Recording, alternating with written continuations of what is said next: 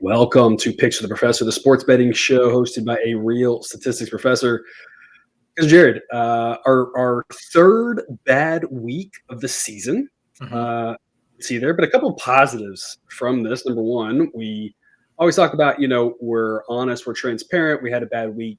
That happens. We still are overall 6% ROI on this, and that's, I think, what really matter. The free show picks hung in there and did well, but overall we're looking to bounce back. Last time we had a week this bad, the next week we won like 12 units. So that doesn't mean that'll happen this week. It just means, again, like we're always talking about, we win more when we win than we lose when we lose. Unfortunately, it doesn't always hold every single week, but in the long run, that's the principle. That's my spin on it. Because Jared, what's yours? Yep, I agree with you completely. We are in this for the long run, and we shall not be deterred by one down week. Those are bound to happen. But still, free show picks. So for those of you only with us on YouTube, still a positive week. So definitely a silver lining. Even on the whole, the week wasn't the best, but still a silver lining to be found for sure. We are, almost halfway through to our unit profit last year. 36 units last year was our profit. We're at 15.1 now, so we're almost halfway there. We were over halfway there and gave a little bit back, but we'll bounce back from this. Viewer, it might be an interesting show. We are going to do we're starting to do live shows for these college football things here Sunday night. Going forward next week, the week after, at some point we'll do it here for the last several weeks of the season. I don't know if it's a good thing or a bad thing this isn't a live show, because I feel like we had some chaos. We had some chaos. If you were with us over on Discord, I mentioned it with the baby back in the hospital, and whatnot. So I'm a little sleep deprived, so it's gonna be an interesting show. So we'll get to it here. Dub Club, though. I talked about this in the baseball show. If you missed it, people, the price has gone up for everybody who's just jumping in, except there is a secret link. The link in this show description is the only place you can find the old pricing. That's $34.99 a month. If you want that pricing, that link is valid through November 11th. None of the promo codes will get you the old pricing. It'll also get you your first month for half off. That gets you all the college basketball picks that are about to start happening, college football, NFL, baseball. Not a lot of baseball happening now, but of course we'll be back through that. Check that out. If you want just the picks, $20 a month. Every single pick that we do, so all the honorable mentions and all the top plays are denoted as such. That's a great package if you just don't want all the extra stuff.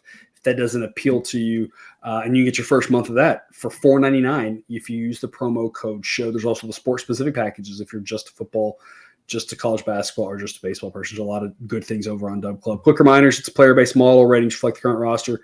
Average grades 100 higher is good for offense, bad for defense. We are projecting the average game. One game, we do not know what will happen. Because we jumped on that Baylor over kind of last minute, and I did not expect Baylor to get the total by themselves. Yeah. And that's what we talk about when we say one game equals unknown. Like, that was kind of why we were kind of like, there should be some points in that. Like, there's a lot of ways we can see points happening, but sometimes weird things happen, right? And that's what we talked about at the start, right? We're thinking about the long term on this, and that's what we've consistently shown profits on, and that's what we hope you hang in there and see the profits for us here. We make those profits because we know anything's good, bad at the right price or number. That's what we're going to talk about. Model gives A, B, C, love, like, lean. We choose the plays. We do have a top play for Tuesday, and again, you can get that top play for $4.99 if in the Only Picks package, or again, that honor roll package, huge discount with a link in the show description there. Top play for Tuesday that we both really like. We're instead going to cover the Wednesday game on this show here, just because in case people watch this one day later, it's not, dead content and people have something to, still ahead of them to bet. Middle Tennessee State, Jacksonville State. Middle Tennessee State played on us. We had a top pick in their under last week, I believe, that went swimmingly. Because their offense is putrid. They're playing a real team in Jacksonville State. Not that Jacksonville State's amazing, but at number 77, that's not too shabby for a team who was FCS not too long ago. Right. They've got a good offense. Jacksonville State's going to score some points, folks. And Middle Tennessee State, I'm not sure could score on a barn door, especially if it was a large barn door. We're going to lay it with Jacksonville State. Model says by 26, so we're going to lay the 21-8 grade play because you're at only one. If I'm moving this, only one B grade play, 2 B grade plays in the entire show of the 12 picks. So 10 A grades. This is the first year A grades.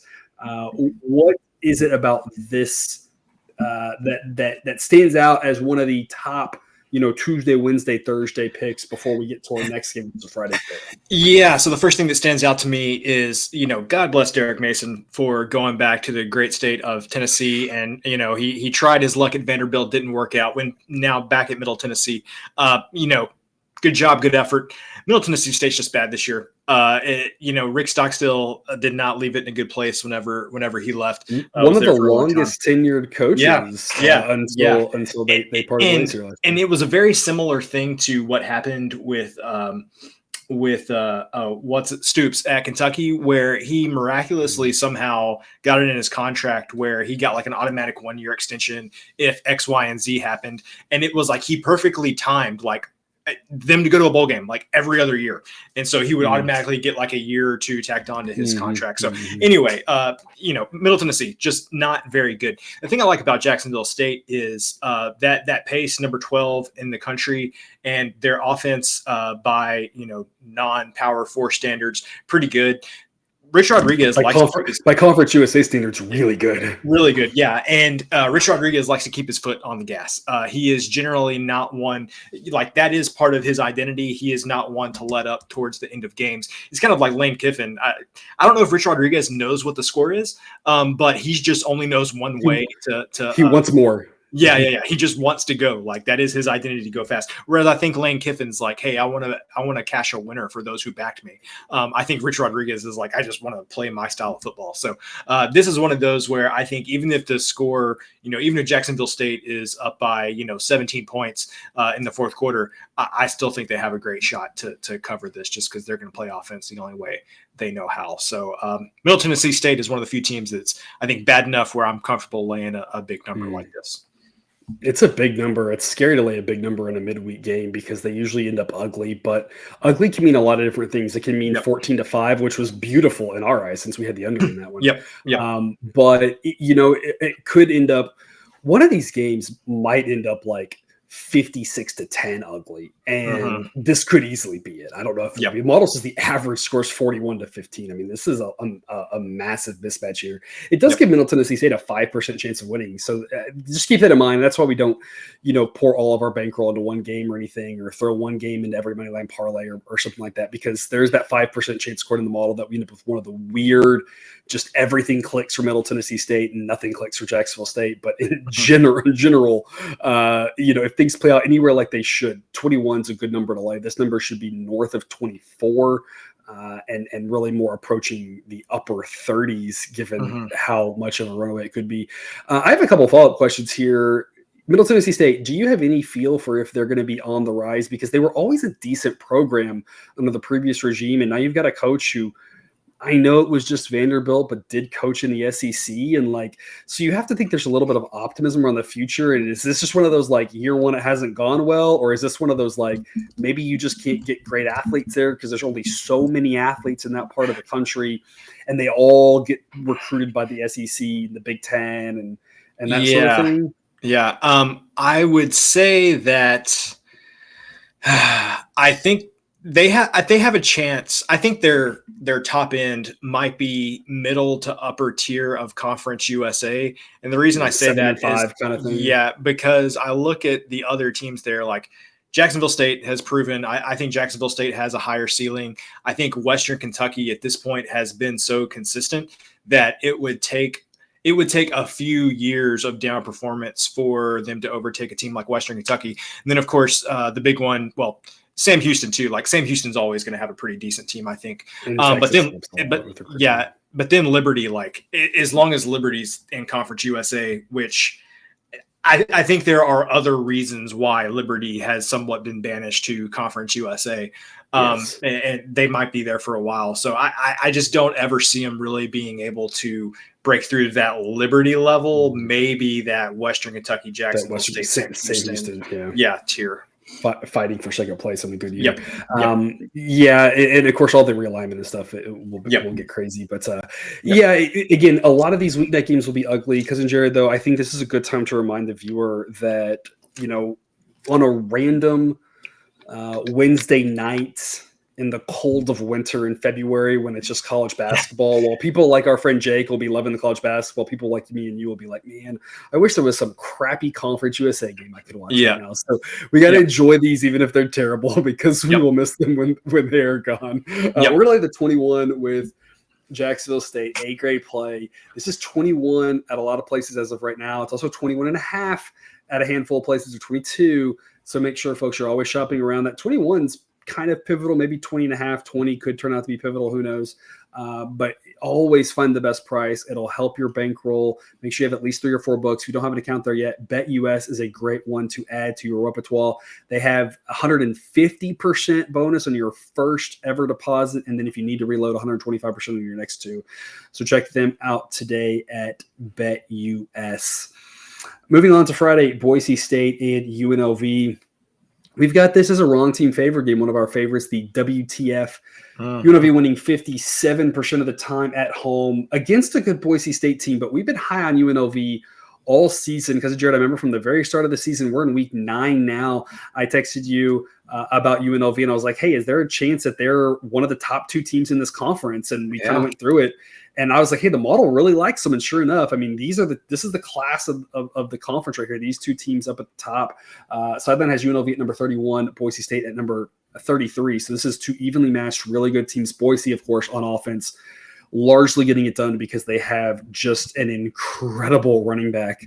UNLV also a very good offense led by a quasi dual threat quarterback who stepped in and played very well himself. I'm really looking forward to this game. I think it's going to be great. We're on UNLV here at A-grade pick at plus 116, mainly because I don't know what's going to happen, take the plus odds. But even then, I don't know what's going to happen. But the model says UNLV at home. This is going to be a rocking crowd here. The maximum home crowd advantage you're probably going to get. One of the biggest games at UNLV here for regular season that you're going to have, Heisman contender coming in the building. Them at home, I think they got a really good chance to win this. Don't know if they will or not, but they got a shot here at plus 116 is way too good to pass up. Because Jared, I know you love this one. What speaks to you? Yeah, well, the first thing that speaks to me is I am looking forward to Friday night, 9:30 Central for me, and everybody else in the house will be asleep. And I will be getting my popcorn ready. And I will be sitting down to watch this one. I think this is going to be. Will you be able to stay awake for the whole game, though? That's the question. It's going to be tough. If it ends up being not a close game, absolutely not. I will not stay awake for the whole thing. But if it's a close game, this may be the one of the few times I make the exception to stay up past midnight for college football. For me, and I'm blanking on his name right now. I talked about him a lot. The coach for UNLV used to be Barry Odom, I think. No, is it Barry Odom? Was that the coach before? No, never mind. Just look it up. Is Barry Odom? It's Barry Odom? Okay. Yeah, there you go. I think Barry Odom is. Are you sleep deprived as well? Yeah, well, so many. I had to run through and talk about Rick Stockstill, and so that took up all of my head coaching knowledge was sapped there for a minute. I trust him with the pedigree of coaching that he's had and the turnaround that he's had at UNLV. He's a defensive coordinator. I know that the UNL defense has seemed to have had some holes at times this year, but I think that he will have enough. He can put together enough of a game plan to not stop Genty. You're not going to stop Genty. No. But maybe you can hold him to You're just trying to limit the damage. Yeah. Maybe you can hold him to 150 yards instead of 225 or something like that, and only a couple of touchdowns. And more importantly, maybe than anybody else that Boise has played this season, I think that UNLV is going to be able to put up enough points to score with them. So, and definitely, I'm if Boise State won this game, I would not be surprised at all. But this seems like a real coin flip, and so give me the plus 116 in a game where I trust the coach for UNLV more, and it's at home for them. The model isn't overly high on this Boise State defense. And that's kind of my one takeaway on this is that I think people would look at this and say, yeah, both offenses are good, and people would give Boise State the edge on defense. The model is saying not so fast. I think part of it has to do with starting off the season giving up 45 points to Georgia Southern in a game that got absolutely drunk.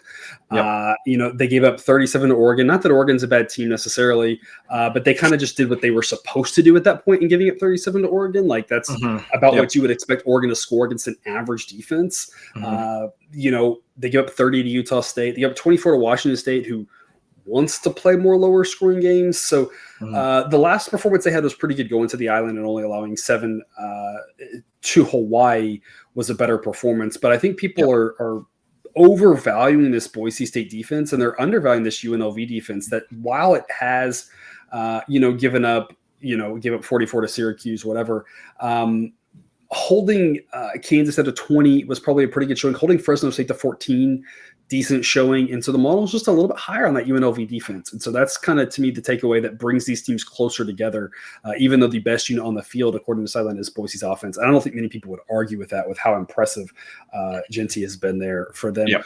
Folks, we also have another top pick for Friday night. Again, just a reminder, if you want all the top picks, all the other picks as well, get your first month for $4.99. That link in the show description for the Only Picks package. Saturday, Notre Dame at Navy, one of 3 noon Eastern games that we're going to cover because you're already under 52 on this one. 52 is the key number in the low 50s. 51, 52. The fact that we get the win on one, push on the other is nice. The model thinks this total should be priced more in the 44, 45, 47, 48 range, which are your key numbers in the mid to upper 40s. My hesitation on this is that Notre Dame might struggle against the run. Navy, we've seen them put up a lot of points. We saw them put up a metric crap ton of points against Charlotte here, just a day ago. We're recording this on Sunday. But I think the thing that I keep coming back to is Navy's probably the closest thing to Northern Illinois that Notre Dame's going to play with regards to their style. Obviously, triple option is a little bit different. That was a low-scoring, ugly game. That's kind of what we think is going to happen here. A low-scoring, ugly type game. We're projecting points in the 40s, not in the 50s. So we're going to go under 52 with an A-grade pick. Neutral site game as well. And it should be pretty 50-50 with regards to the number of fans there as well, even though it's not geographically in the middle of these two locations. Because, Jared, what's your take on this under? Yeah, and I love America, and so I watched a decent amount of the first 10 minutes of the Navy Charlotte game. That's all you really needed to watch. But with all of those points, I think Navy got 3 turnovers in like the first 10 minutes in Charlotte's territory, and so that contributed to the 56 points or whatever they ended up scoring in that game. Navy, every time that Navy puts a scare, Army or Navy really puts a scare into one of these teams, they do it by possessing the ball for forever. And I think that's exactly what Navy's mantra is going to be in this one. We know Notre Dame's defense is rock solid, and so I see a lot of 3 yards. 5. Yeah, I see a lot of 3 yards. When Navy has the ball, 3 yards, 3 yards. Maybe they get it to, a 3rd and short, 4th and short. Navy's probably going to go for it. They could keep the clock churning. I would not be surprised to see like a 18-play, 10-minute drive from Navy at some point in this game. And we really just need one of those, in my opinion, to make this game go under. And the thing about Notre Dame is, like, yes, their offense has an advantage against Navy. Yes, they could hit some explosive plays. But the thing is like, Notre Dame has played some not great teams this year. And even against those not great teams, they've had problems generating those explosive plays on offense. And so you would kind of be asking for them to do something that they haven't really done much of this season. So except for against Purdue and Stanford, except for Purdue and Stanford, which Stanford, like that is, common to how Stanford has played in some games this season. Purdue, that was, and Purdue, that's just what every team is basically done against Purdue. I like the under here. I would definitely still like this at 51. When I get to 48, I don't know. I'd probably still play it at 48, but definitely 52, 51. Love it there. A good reminder for the viewer, this is the time of the year where we start saying the only things we're playing on Sunday night, Monday, Tuesday are unders with regards to totals, unless it's in Arizona, Southern California, or Texas or a dome, right? Syracuse is fine. It's a dome as long as they can get there in the snow, right? Yep. But we start thinking about that, waiting on the overs, getting the unders in early because it can only help us if the weather gets bad. Haven't looked at the weather at all. Don't really care. It's not going to hurt us. It's not like the weather's going to be so good. It's like baseball where the weather's going to be so good the ball's going to fly, right? If the ball flies, it's probably a bad thing, actually, in this case for everybody other than kickers. So don't know about the weather, but we're way out from that. Wouldn't be able to predict it very accurately at this point anyway. But again, be thinking about maybe unders are the good things to lock in early as we're heading to this point of the season. I want to talk about Notre Dame really quick because I think there's something that's two things that are important to note, and they piggyback off of each other. Number one, I'm going to start with the big ticket item, the big level item. Number one, so I think is Notre Dame number 5 overall.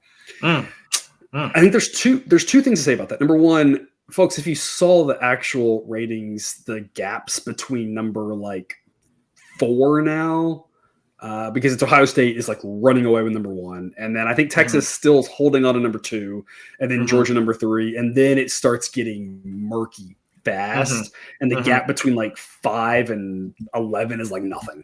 Yeah. Or something like that. 4 and 10. I don't know. So that's the first thing there. Don't get caught up in the number 5 because there's just a bunch of teams right there. But second, Cousin Jared, I'm gonna challenge you on this one. I'm gonna challenge the viewer on this one. I think the perception is that the Notre Dame team isn't very good. I think people are talking about them like they're frauds or whatever. And I know that Northern Illinois game, you cannot excuse that. But let me do my best to excuse it really quick. Coming off of a huge win, obviously, at A&M, and then with the rivalry game against Purdue the next week, even though Purdue's not very good, trap situation. Pretend we just ignore that, and you look at the rest of their schedule, that 10-point win in College Station is fairly impressive. To start off the season. They waxed Purdue. Okay, who cares? They held Miami of Ohio to 3 points. Oh, who cares? Well, they beat Louisville. Louisville's a solid team. They destroyed Stanford just like they should have, and then they went on the road. Kind of technically, it was in Atlanta. Dismantled Georgia Tech. They're doing the exact things that a top 10 team would do. So I hear people saying oh, well, they're in the top 10, but they're not that good, and they lost to Northern Illinois, and thus they should be not even in the top 20. And I'm I don't know. I look at the whole picture, and I know that was one bad game, and I'm not trying to. You can't just take that out. I totally get that. And the model would never do that, but in the other games, they are doing exactly what a top 10 and a top 5 team should do, which is, I think, pretty reasonable. They're taking care of business. They're beating the good teams. They're beating the decent teams solidly. They're whooping up on the bad teams. The reason I say all that is to say, look at Notre Dame's defense, number 5. Also, I think that's the key to this because, as you said, and so I just want to kind of hammer home the point you made, Notre Dame's defense is good enough to prevent Navy from getting those 8-yard runs. Not to say Navy will have a few of those. That's when Navy and Army both, and Navy will make you pass at this point a little bit too, for sure. So it's not just straight old triple option. I've really been impressed with some of the passing these guys have done, just on the money throws, especially the kid from Army. But that said, Notre Dame's defense is good enough to make the drives go really slow, and that's what's to our advantage here, and why I think this under makes a lot of sense, despite the fact that there was a little bit of that concern of man, Notre Dame's put up points against bad defenses. Navy can score. It's but this is not that type of game when you look at the matchup. Yeah, well, you brought up Army, so I want to deviate here a little bit.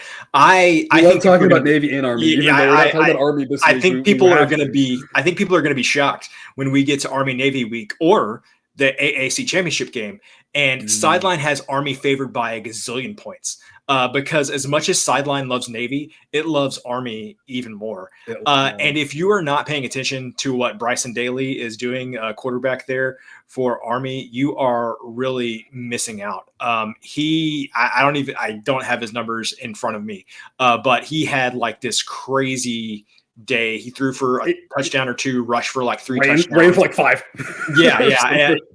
Had over 100 yards passing, which for an Army quarterback, pretty good. Had over 175 yards rushing, and a couple of the passes again were on the money, just down the field, 30 yards, pinpoint accuracy. Yeah. So Navy and Army both really good this year, but Sideline thinks Army is really good. Sideline's got Army at number 27 overall. Not 27th based off their record. They have to be ranked literally 27th best team, which is look at Navy at 72. It tells you a lot that we love Army. They look really good. Anyway, that's enough military academy talk. As much as we love those guys. Washington, Indiana. The big news on this one is a couple of big news. First off, Curtis Rourke not going to play, and that's factored into the model. And we still have Indiana's offense number 7. Cousin Jared, we said it last week. I don't know what else there's to say about Indiana that we haven't said on almost every show. Mm-hmm. We love Indiana. They've been great. They've been great to us. We love the coach. We love the system. We love everything about it. It's exciting to see these random basketball schools do well in football. Like Duke, the same thing. It's fun. When Vandy has a good year, that's fun. Not that they're a basketball school, but just these programs like that, it's fun. We love Indiana, and Rourke's a great quarterback. We like Rourke. The backup, I think, is not going to be terrible, number one. So I think the gap between the two is not as much as the gap as you might think with the fact that we do love Curtis Rourke. I think the other thing that's happening here is Indiana's got some skill at the wide receiver position. They've got some great guys to block. I mean, they've just got some talent on this team, and this team is for real. We've got them at number 11. I think I saw a friend of the show, and I use that term very loosely, Bill Connolly, who does SP+. I think I saw that he had just this year how they've done – ignoring all the priors, Indiana, like the most impressive team, number 1 in the country, like just based off of his data. I mean, this team's really good. So we've waxed poetic as much as we can about Indiana. Washington has reverted back to just an okay football team. We've got them all the way down to number 53. They're not bad, but they're not good. And even though Rourke is out, we're going to lay the 6.5 with IU. A-grade pick model says they win by an average of 15. We laid it last week with Indiana, and that was like the easiest one we had over the weekend. And I'm not saying this one will go the exact same way, but I don't see how it's that much different than last week when you look at these teams. When you look at Nebraska's better on defense and offense, just like Washington. Same story, different chapter, in my opinion. Cousin Jared, how do you see it? Yeah, you mentioned the backup maybe not being that much worse. I mean, he's definitely not going to be Curtis Rourke, but I mean, Nebraska still has a solid defense, just according to Sideline. And despite what we saw on Saturday, Nebraska not a pretty solid defense. The backup went 7 of 8. Questionable in offense. The backup went 7 of 8 for 91 yards and 2 touchdowns. So it's not like I don't think they have confidence in the guy. So that's the first thing. The second thing is, and I made this point over on the Discord on Saturday, during Cignetti's introductory press conference there in Indiana, I don't know what the question was that prompted this. I really need to get the full context before I just start dropping quotes on this. But I don't know what the exact question was, but his response was something to the effect of, look me up, I win. Something like that, like read up on me, I win. Because I think the I don't care what the question was. I love it. Yeah. Like I think the insinuation was, some people might not be saying you're the big name, splashy hire that a Big Ten school should have, and he said something to the effect of, "Well, go look me up, I win," or something like that. And he just has this perpetual look of he's angry, very, very Nick Sabanish when they're up by 42 points, and he looks angry on the sideline because some guy didn't miss a tackle on a punt or something like that. And so that's the kind of coach that I want to back, especially with this Washington team who I think when they face decent offenses, they've really got some problems, mostly because I think their offense is just mediocre by Power 4 standards, and they have a hard time keeping up. So, yeah, I'm riding the Indiana train as long as I can. Anything, even maybe at 7, I would probably lay it. Once I got 7.5, I'm a little less interested. But, yeah, I have no problem laying the 6.5 here with Indiana.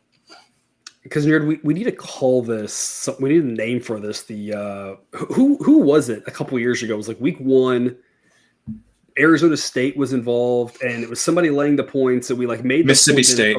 We need to call this the honorary Mississippi State pick of the week. Where I think I'm going to call this one, which was that game. For those of you who weren't here and haven't heard us reference the joke about it, it was like Sideline said Mississippi State should be favored by 15.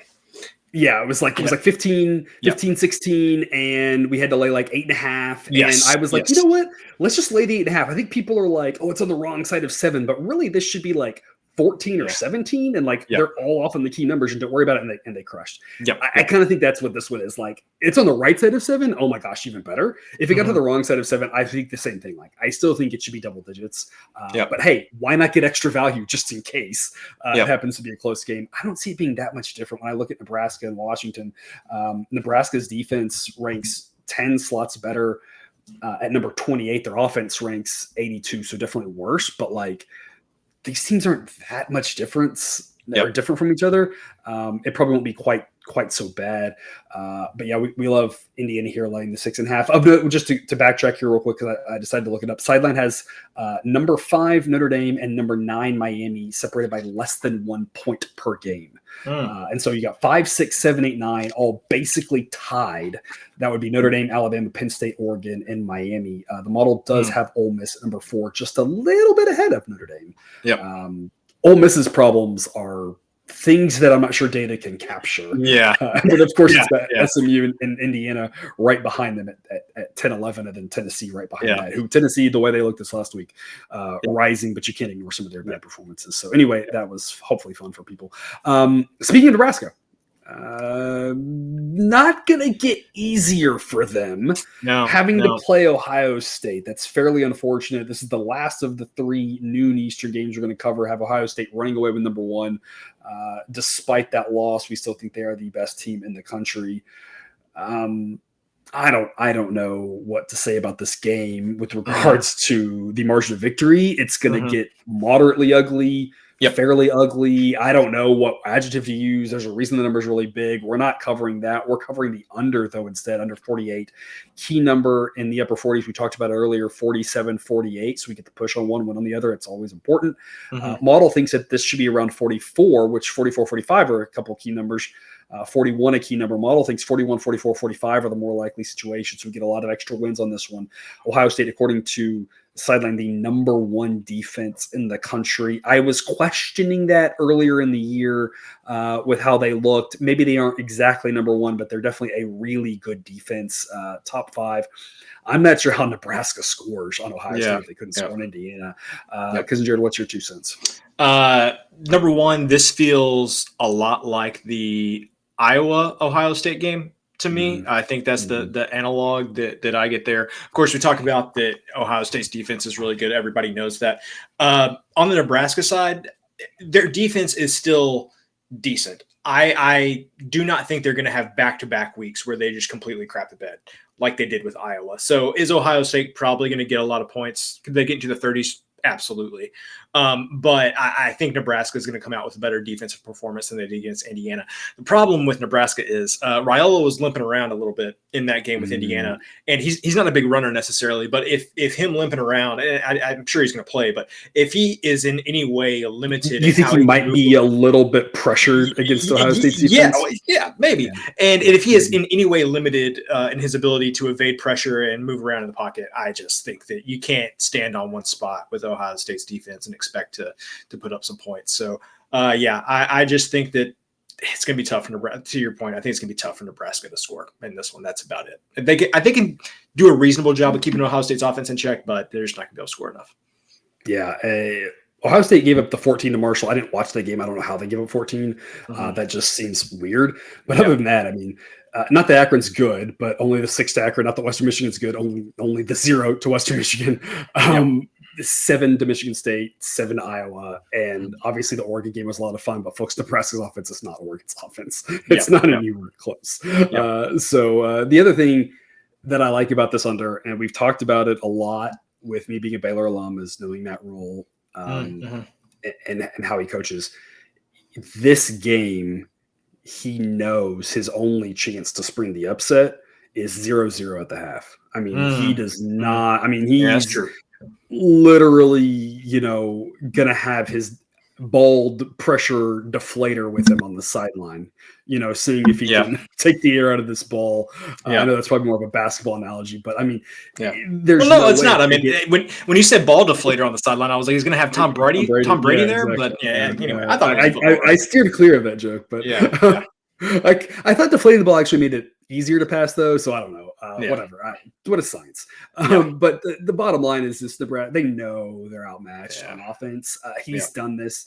He did this at Baylor when he was going up when his team was inferior. And I think Nebraska next year, might actually be turning the corner. I think they're still on the rise. I'm not discouraged by what's happened from the long-term perspective.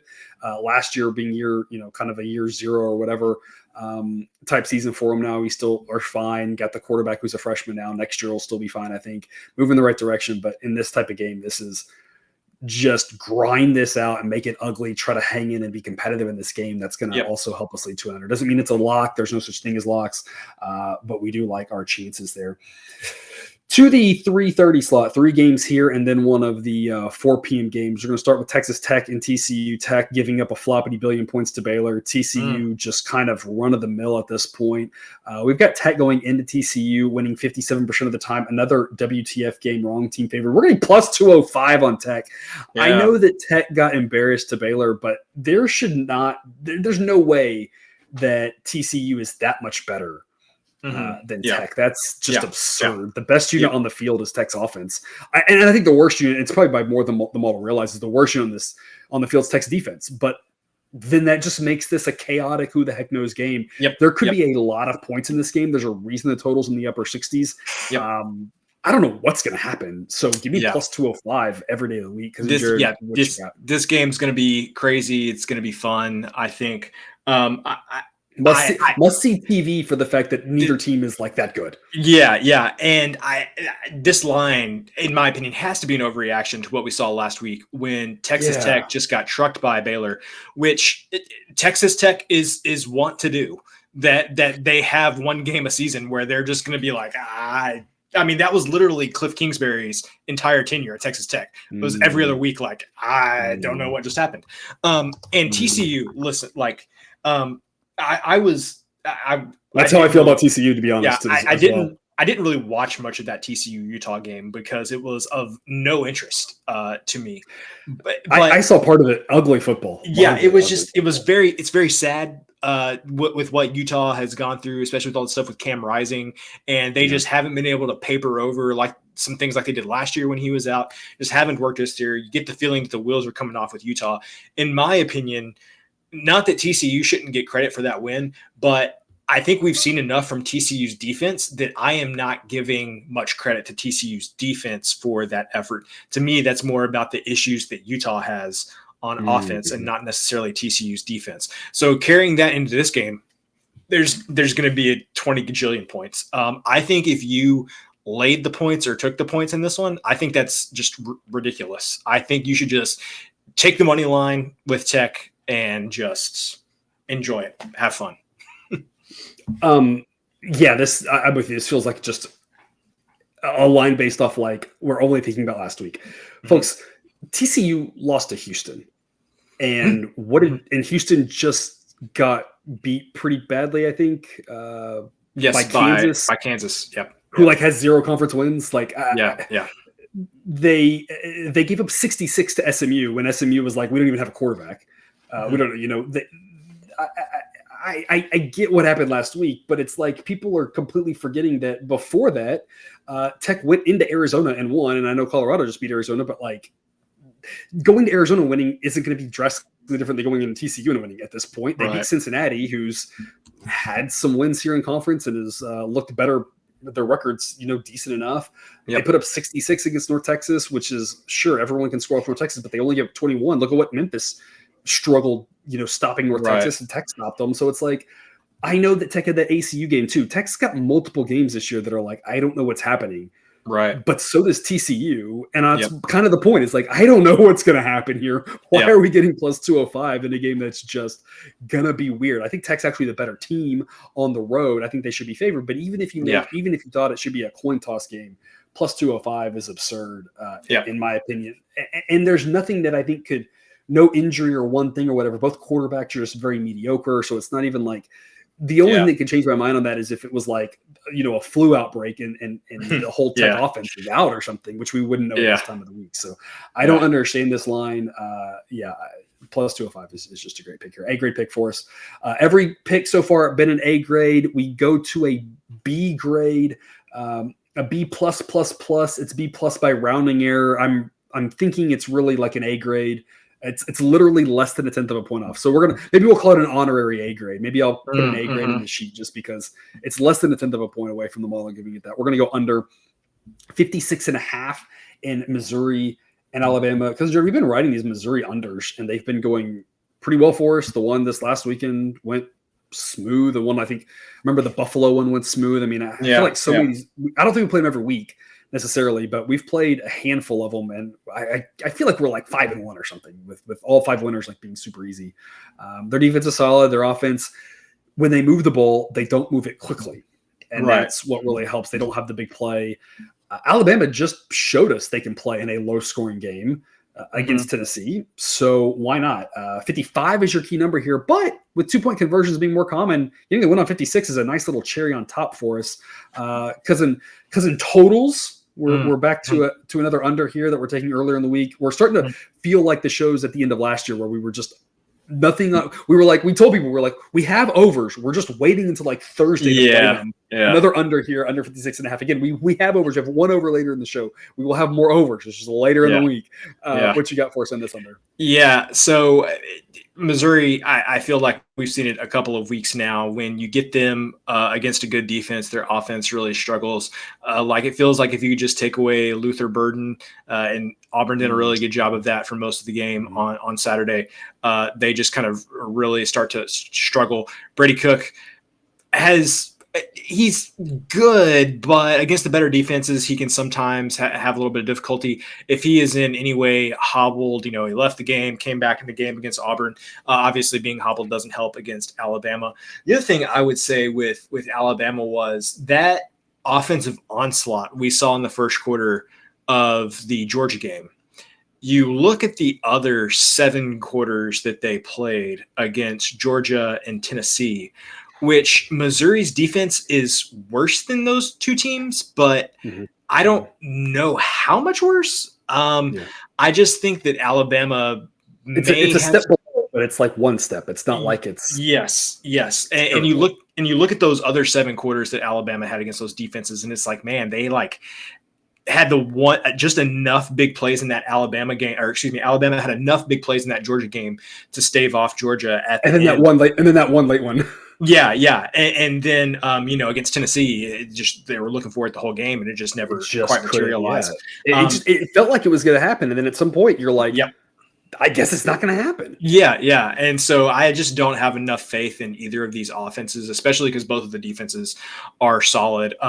This feels to me like one of these teams, and it's, if it was Missouri, it wouldn't completely shock me. It feels like one team's going to have a really hard time in this game. I think this game's going to end up being like 31-10, 28-14. I think this is going to be a lower scoring game with one team is going to get a couple big plays, and I think that's going to be what decides it. Yeah, it could be really low scoring because we've seen, again, Alabama play a game just like that. If it was a repeat of that sort of game that we saw against Tennessee, or the Missouri-Alabama game, if it was a repeat of that, I just wouldn't be surprised with what we see from these 2 teams. So we're going to go under 56.5. And then also at 3:30, another under here for you, under 55 in Illinois and Oregon. Again, 55 is your key number there. We love 56, but that's not what really matters. The model says the average game has 51 points. Again, the key numbers in the low 50s, 51, 52. Get the win on both of those, get the push on 55. Oregon can play in a higher scoring game. Absolutely. Their offense is better than their defense, but look at that pace. They're not really trying to go fast. If Illinois has any chance in this game, they almost assuredly don't. But if they do, you have to assume it's going to be slowing it down, grinding it out, playing that style of football, which we know they sometimes like to do there under that regime. And so we're going to go under 55. Cousin tell us more. I don't have much to say about this game. Lather, rinse, repeat with Oregon in Big Ten games where the opposing team's offense isn't that great.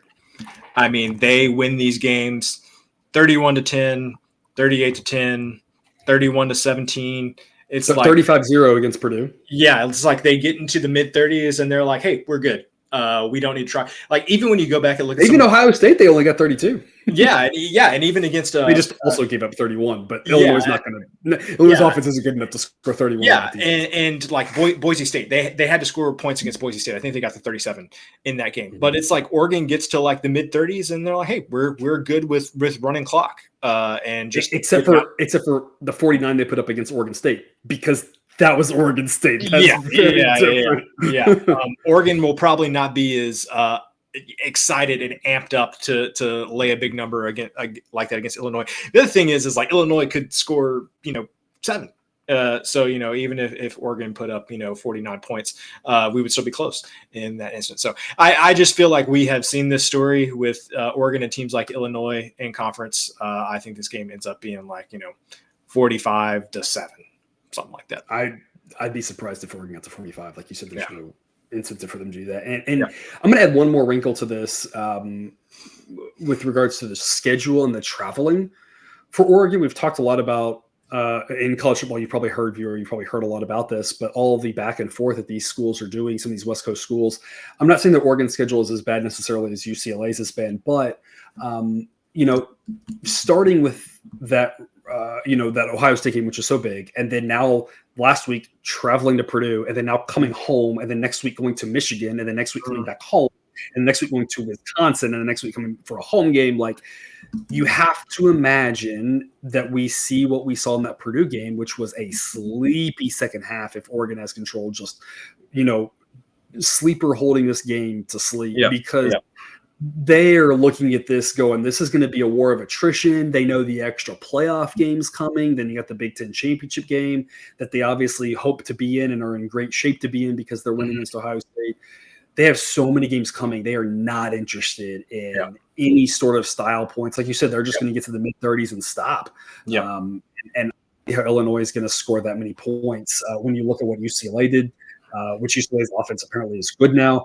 Ethan Garbers is apparently good now. Surprisingly, but they only got 13. Michigan State, who put up plenty on Iowa, only got 10. Right, Purdue, who again, Purdue's defense is terrible, but Purdue's been scoring. They couldn't score a single point. Right, so this Oregon is better than people realize. This number set as if it's Oregon's offense is the only thing that matters, without realizing their offense doesn't care and their defense is good. Yeah. Did you say that Oregon and Michigan are playing next week? I don't know if we'll be able to play it depending on what sideline says, but just blind under.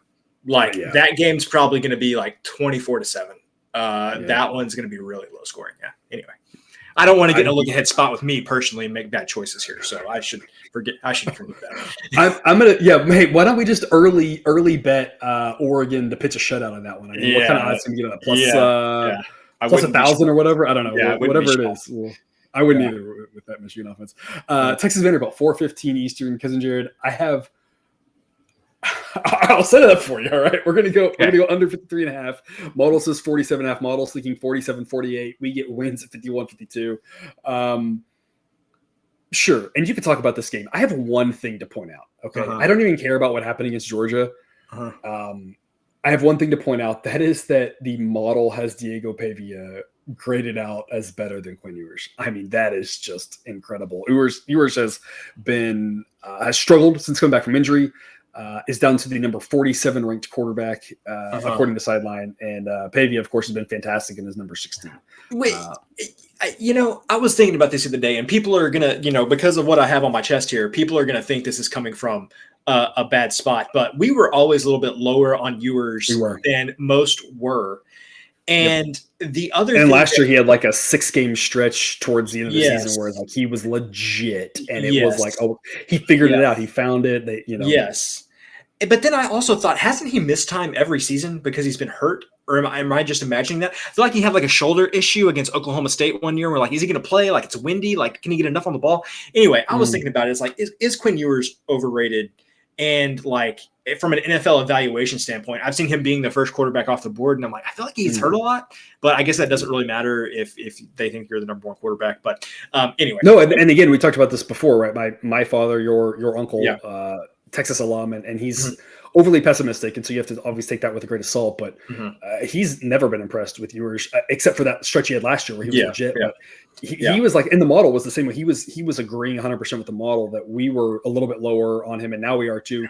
I'm not saying there are 40 quarterbacks in college football better than him necessarily. It's just in his current iteration right now, with how he looks, current form. And he's not a guy that I really want out there. And obviously they had the same issue with Art. We're putting Arch in there. Yeah. And so, just humor me with this. Where do you have Carson Beck on that list? I'm going to guess he's probably top 15. Number 4. Number 4. Yeah, Texas picked off Carson Beck 3 times. I'm not too worried about Diego Pavia. Diego Pavia, great story. Love him to death. We've talked about it ad nauseum on this show. This Texas defense is really good. Number 2, even after the reason that Texas lost that game was not because it's not the defense. Yeah, it was the offense. The offense was completely useless. And Georgia's defense, we're not talking about Georgia today. So just to real quick mention this, right? I was concerned about Georgia's defense. That was a great performance on the road by that Georgia defense. And I feel like I don't want to miss that. And, they had so many question marks on so many areas of why it was like, man, they've taken a step back. If they keep playing like that the rest of the season, Georgia's back. And I'm not saying they never went anywhere. They were amazing last year. But, I mean, I feel confident enough saying that Georgia's like one of the favorites for the national championship, whereas I was like, I'm not sure this team has some flaws, but like the way they played Saturday, of course. So I want to make sure we give them their due credit that Texas offense versus that Georgia defense was the reason that game happened. It had nothing to do with Texas defense. Yeah. So you see the pace number there for Vanderbilt. I think that pace number of Vanderbilt combined with the defense of Texas is going to limit the number of points that Vanderbilt can score in this game. The other thing I would say is I completely see an offensive hangover for Texas in this game. Like, I just think so much was invested in that, and the way that they lost that game, I just think there's going to be a little bit of a hangover there. Like the under, that's all I can say about it. This game is going to be 90% Texas fans in Nashville. I'm going to guess the over-under I would put is 90% burnt orange in Nashville on Saturday. I think I would have to go under as a value play on that, but I would not. Maybe more like only a half unit play on that, because I'm going to guess maybe more like 75-80.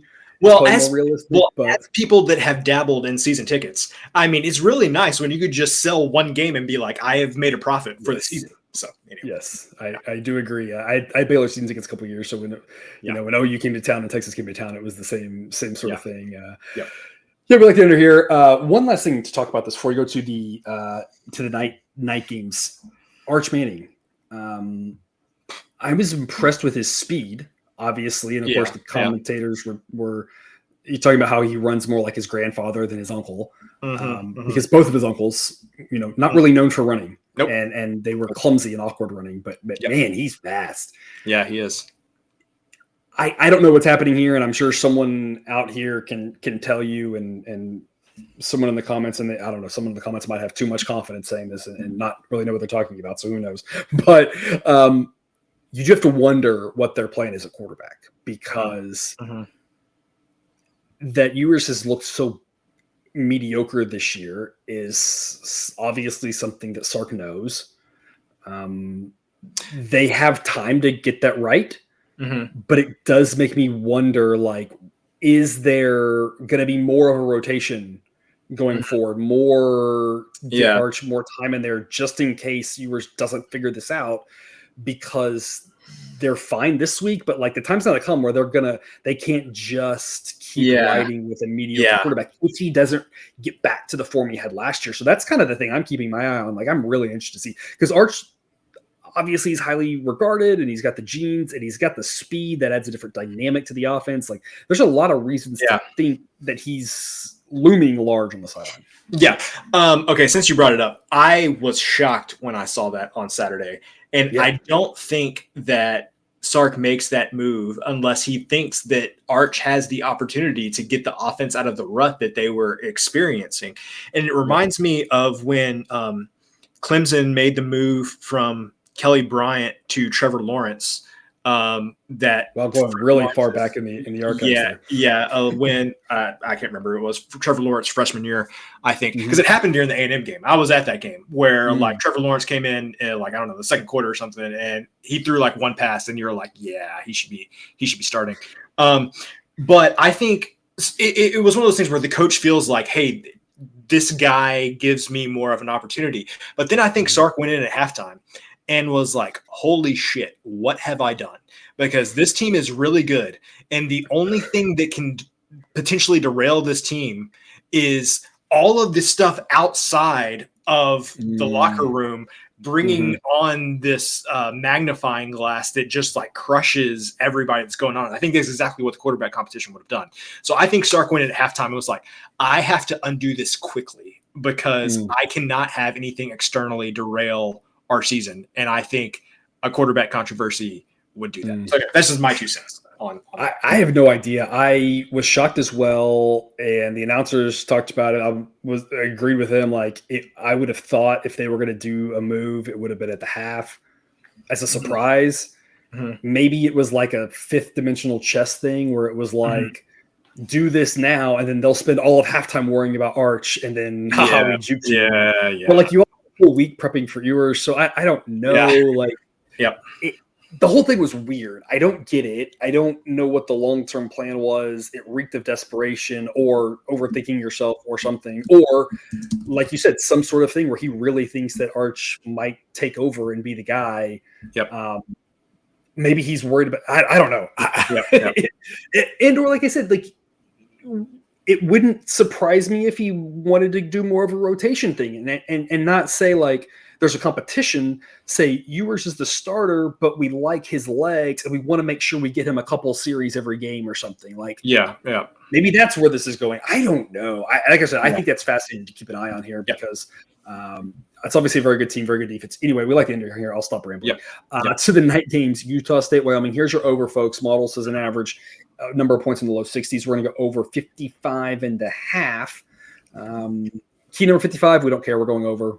If you can get a 55, great. Those might be gone. We mentioned it on Discord, so the people over there, if they ran and didn't walk, we mentioned on Discord and it lasted for, I don't know, an hour. Not overly half an hour, not overly long. Who cares? Playing it's over. Utah State is like who's the equivalent in basketball? They're the Kennesaw State of basketball, maybe. Like their offense isn't good, but their defense is bad and they play fast. And so let's go, baby. And that's what Utah State does. Look at that defense, number 131. We've seen this before with Wyoming against North Texas. Wyoming doesn't want to play fast, and they will play slow games. But when you play fast and you have no defense, Wyoming can get in a game that has points. And so that's what we expect here, Cousin Jared. I finally got an over here. How do you feel about it? I will list off the number of points that Utah State has given up to bad offenses this year against Utah. They give up 38 to Utah. The same TCU team that just also without that was and that was like I can't remember his name right now, but the backups, that was his first start. Wilson. Like, like that wasn't like you had experience. They gave up 45 to Temple. Can't even. They gave up 62 to Boise State when I don't think that Genty played in the second half of that game.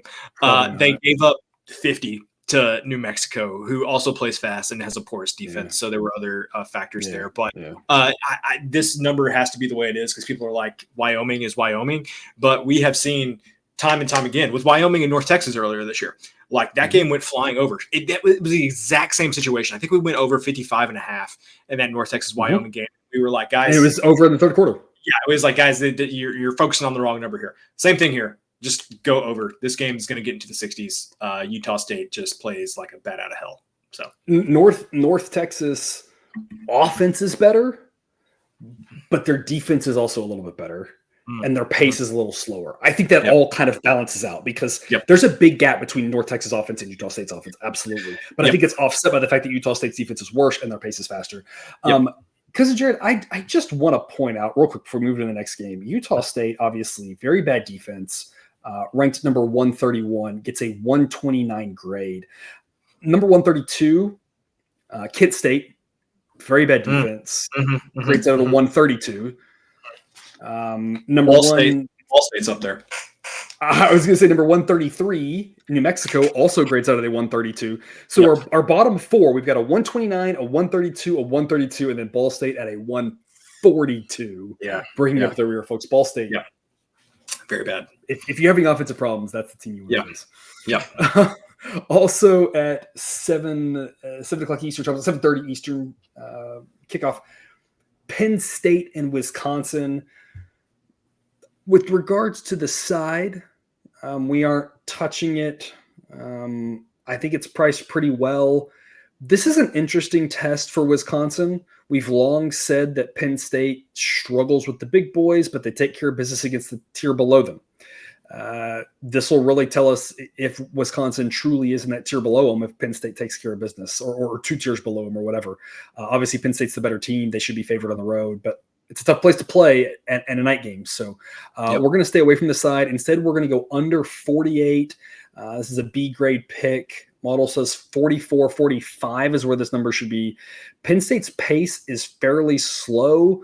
And both defenses are better than their offense. And by far the worst unit on the field is this Wisconsin offense, who definitely misses Tyler Van Dyke, who we talked about early on in the season. We were really optimistic of what he could potentially turn into there at Wisconsin in a different system. And Braden Locke has been not good, to say the least. Yep. And so that's kind of been the sticking point there. Wisconsin's going to struggle to score. And if they have any chance, it's going to be low scoring. And if Penn State runs away, I'm still not sure it gets to 48, because if Penn State runs away, it could easily be something like 42-3 or 35-13 or whatever. I guess I would push at 48, but because Jared, what's your view of this one? I love this play because I think there are only 2 ways that this game plays out.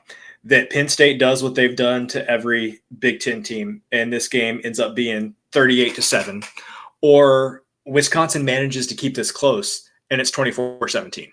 Like either way. I was going to say 13-12.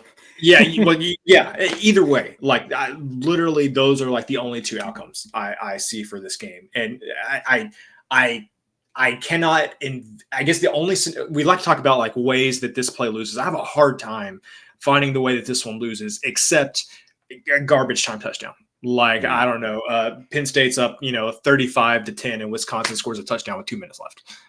That's maybe how this one loses. But I just think that Wisconsin tried to pull the rug out from under you. They were on a streak of scoring a lot of points, and then they, only need to score 14 or 21 or whatever to beat Northwestern this past week. So I'm not falling for that. Again, this is Wisconsin's going to struggle to score points in this one. They really are. Because Jared, I'm going to say something incredibly stupid. All right. Well, I mean, usually we just don't preface it before we say something stupid. We just say it. But I appreciate the heads up. Touché. You should never tease totals. You should never tease anything in college football. I have to wonder about teasing this under, because I've been talking about this a lot in the NFL shows. We talked about it in the Discord. We were talking about it today. The Chiefs have gone now almost 30 straight games. This is the NFL, but the Chiefs have gone like almost 30 straight games, including the playoffs, where if you tease their under, you won. Yeah. The only times they've gone over, they've barely gone over. That's what this game feels like to me. If it goes over, it feels like it's barely going to go over. It's going to go over because the total set at 48 and Penn State wins like 49 zip. Yeah. Or they win 48-7. Yeah. Or whatever, 45-7. Or if it's a tight game, there's overtime, and instead of it finishing 17-17 because they can't tie, it finishes 27-24, right? Yeah. I could be wrong, but the tail of this distribution, I don't think extends out to a lot of those higher numbers. And so you shouldn't tease totals and you shouldn't tease anything in college football, but I do have to wonder, the alt under in a parlay / teasing it, whatever, if you're getting this at 55.5, or even 55, and that's a 7-pointer. So I mean, the odds are terrible, but I'm just I just don't see how it gets into the upper 50s. I'm not sure how it gets into the 50s, but if it does in the 50s, it's almost assuredly staying in the low 50s. Right? Yeah. Okay. Yeah. Well, yeah. Now I have to tell the story. One of Miss Cousin Jared, one of her Miss Cousin Jared's friends, was in Vegas a couple of weeks ago, and he was like, "Hey, send me, what you think the best plays are." So I sent him a list of the plays, and that was one of the weeks where we did really well. He lost everything because he parlayed everything, and I was not gonna, to each their own. If that's what he wants to do, that's fine. Yeah. But I told Miss Cousin Jared, I said, he should not be doing parlays because the only reason they offer those is because the benefit to you is not as big as the benefit is to them. And so then later when she saw him, she relayed that message, and then he FaceTimed me and was like, "Hey man, I appreciate it. I want to listen to you from now on. Not doing the parlays, not doing any of that stuff." That's kind of how I feel with teasers. You probably should stay away from them. The only time that you can convince me of that is, a situation similar to this where I could get 48 and tease it up to like 55 and get all those key numbers in there, or vice versa. It's at 55 and tease it down to 48 if I want to go over. But again, it has to be very specific circumstances where I would consider doing that. And I don't want to get too deep in the woods here, but we're already over the hour mark. So if anyone's still watching, it's someone who does like this. This is an interesting discussion, right? It's also depending on what kind of books you're playing at right now, because if you're in a state that offers, domestic sports betting, you don't have to worry about the teaser aspect of it. You get to pick your number, folks. If you're going to pick your number, I'd go 55.5. If you want to be a little bit more aggressive on the odds, I pick 52.5. And then you just parlay that with something else. Don't do like 10-team parlays. Like, you might win it. Someone's going to win it. We had someone in the Discord win the other day, and like, congrats, that's legit. But like, if you're just trying to like bankroll manage your way through it, just put it with one other thing that you like. If you're at just sharp books, you don't have that option. If you have offshores, you don't have necessarily the option to be that specific. So you do have to look at exact teasers and the exact numbers. And so it gets a little bit different too, depending on exactly what your betting options are. It's all we always talk about, having multiple options. Even if you're in a state and you've got your fan drafts and your DraftKings, whatever, it's good to have offshore like BetUS, because they're going to offer slightly different things, and sometimes it'd be better and sometimes worse. And so you go to the book that offers the right thing for you. But yeah, this wouldn't be a tough one to tease, because you probably have to 7-point tease it to 55. Unless the number moves, of course, because 55 would be the one you want there, or maybe it drops a little bit and you just 6-point tease it to 52.5. But 52.5, 55.5, if you're picking numbers, should be the ones that I know I know the odds are going to suck, but like, it feels like one of those things where the break-even probability is going to be either 70% or 75% or 80% or whatever, depending on what you pick, but it's going to win like 90% of the time, like 95% of the time, something. Because I think it's like the Chiefs in the NFL. This game, like, I think the right tail is just hits a wall, and it's just not likely to get that crazy. A game that could get crazy, 10:15 p.m. Eastern. We have some after dark football for you here. Cincinnati and Colorado. Colorado. Combined record 10-4. Both of these teams are 5-2. If I had told you this matchup was happening and that combined record would be 10-4, I feel like you would have said I'm crazy, because we were really concerned about Colorado's depth. Cincinnati last year was abysmal. One of the few teams I think like Baylor beat. I was on the road. Cincinnati's probably not as good as their record. I think Colorado is. This Colorado team is really good. We talked about it a couple of weeks ago, a really good performance, backed it up with another really good performance against Arizona, just never in doubt, just dominating that game. They almost won that game in Manhattan, and I think had they had one of those two guys not get hurt, they probably can pull it off. I like this Colorado team. Model says they win 76% of the time. We're going to lay minus 166. That's just how it's coded into the model. But we think they win by an average of 12. So realistically, laying anything better than a touchdown makes a lot of sense here, depending on how you want to play it. Because, Jared, my question for you specifically on this, how do you feel about laying minus 166 versus laying 3.5? Do you split your wager on here? Do you just go money line? How is your approach to this? We're on Colorado. I think the question is, you got to figure out at this point exactly how you want to do it. Yeah, I'm on the money line. Minus 180 for college football is generally where I kind of start looking at, do I want to split my bet or something? A little bit different from baseball. Baseball, I'm usually up to like minus 200 is where I would start to look at splitting things. But yeah, minus 180 is my thing. So if it's under minus 180, I'm just going to do money line here. I said it last week. I'll say it again this week. I would have bet my left hand that Colorado wouldn't have the number 17 rated defense at this point in the season. To me, you can maybe – I don't think you can make this case. Statistically, Sideline says that the offenses for these two teams are very similar. I would say, well, you're crazy, because one team has Shooter Sanders and Travis Hunter and all that skill talent. So I think you're a little bit crazy there. Yeah. Okay. Well, yes. But Colorado has succeeded in the face of adversity with that offensive line. It just shows you how good those skill players are, because that offensive line is a disaster. Yes. And so then it comes down to the defense. Colorado much better on defense. And I just playing at altitude night game for Cincinnati. I think maybe a smidge more home field advantage than maybe what you would normally give to a team for going up to Boulder at that altitude. So yeah, I like everything I've seen about Colorado the past 3 or 4 weeks. Yeah, obviously Shooter Sanders is really good. I've got him as the number 6 rated quarterback in the country, and he's been just a revelation. Of course, we said it last year too. If he had a better line, that would. The other thing, of course, is the running back position is not overly strong for Colorado. They've got a couple of good wideouts, of course. But the line, I think the line's gotten better this year than last year. Yeah. That's because bar was like on the floor, below the floor in the basement. Yeah.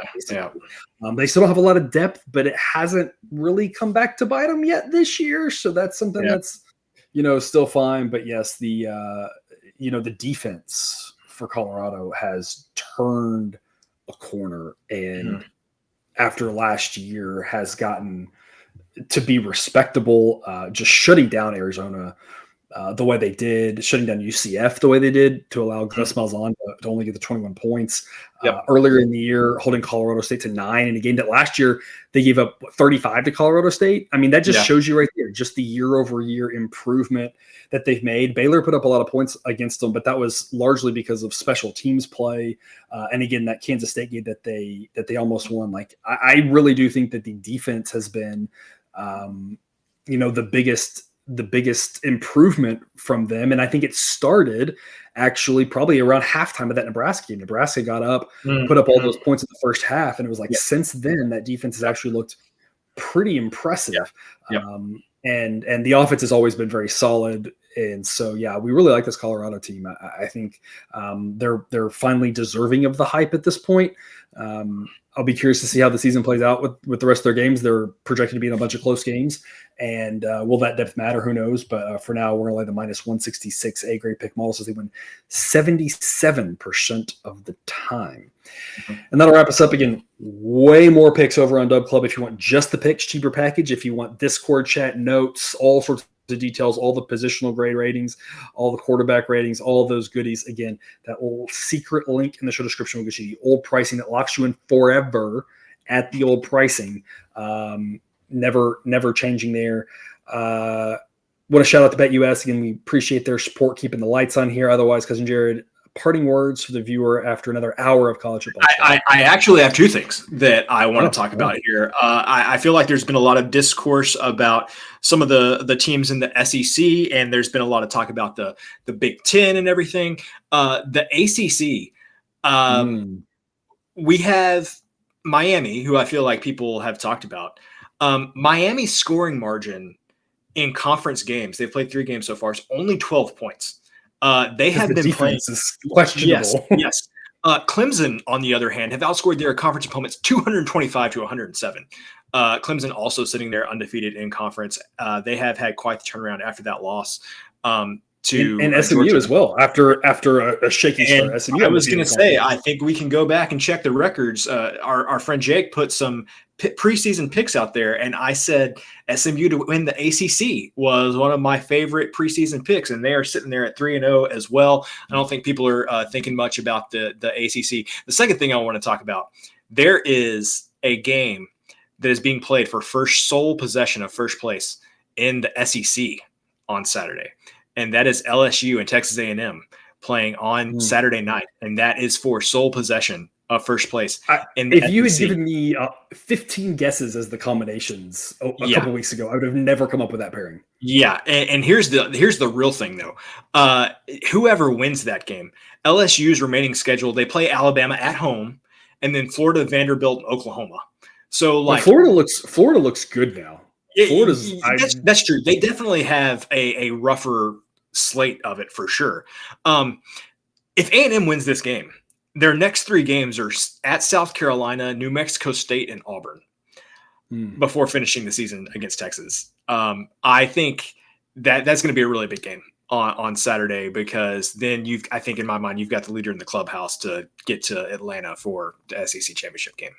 Which is crazy, because the teams that were supposed to make that were going to be some combination of Alabama, Georgia, Ole Miss, Texas. All of whom could still make it. They still could, but the fact that sole possession will be either LSU or Texas A&M here, basically at the start of November 1st, one of those two teams will be sole possession of first place is fairly surprising. And then Georgia, Tennessee, Missouri, Texas, Vanderbilt in a tie for second, all with one loss. What a world that we're living in. And I do want to just look back to the ACC real quick because I think it is a fascinating conference left for dead because Clemson got destroyed. Miami was so terrible down the stretch last year. SMU looked so shaky at the start. Left for dead, and now all of a sudden Clemson, after whatever we talked about, I hypothesized, I don't know if that was right or not, but they've really turned a corner. Miami, I mean, could completely fall apart like they did last year. I don't know. The defense is questionable, but the offense looks really good. SMU back to form, and the model loves what it's seen from them. You all of a sudden have a top three that look really good. And then you've got a couple teams like Pittsburgh, Duke, and Syracuse who have a combined 2 losses between the three of them overall right there behind them. So, I mean, all of a sudden it's like that got interesting where it looked like it was going to be one of those, one of these teams is going to be ranked number 22 and one won't be ranked for the conference championship. That'll be the 2 best teams and one of them is going to make the playoffs. Now it's like, no, like multiple good teams might get left out of that conference championship game. Whereas you see that with the SEC or the Big Ten, and you're like, you just knew that. Like surprising. That would have never been a possibility with the ACC. And you're right, it's gotten interesting there. So, been a great season so far. Again, 6% ROI, 7% ROI, whatever it is so far for the season. Check out Dub Club. Link in the show description. To get all the extra picks, all the extra ways to build up those units heading into the winter. We like to store them like a squirrel stores the nuts that he finds for the cold winter months ahead. Again, we thank you for watching. We do wish you the best of luck and remind you that you can eat your betting money, but please don't bet your eating money.